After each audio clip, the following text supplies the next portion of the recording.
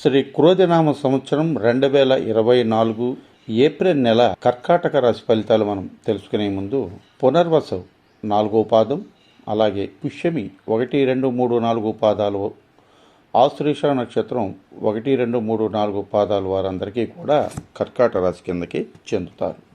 వీరికి సంవత్సర ఆదాయం 14, వ్యయం 2గా సూచిస్తుంది. అలాగే రాజపూజ్యం 6, అవమానం 6గా సూచిస్తూ ఉంది.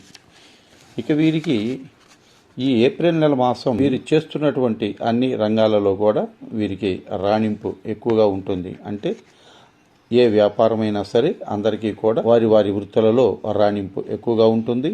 అలాగే నూతన కార్యాలకు శ్రీకారం చుట్టేదానికి ఎక్కువగా అవకాశం ఉంది. వృత్తి వ్యాపారాలు అనుకూలించును. అలాగే ఆదాయం కూడా బాగా పెరుగుతుంది. ఆరోగ్యం కూడా చాలా సుష్టుగా ఉంటుంది. అలాగే పరాక్రమైనటువంటి పనులు మీరు చేస్తారు. బంధుమిత్రుల సహకారాలు మీకు ఎక్కువగా లభిస్తాయి.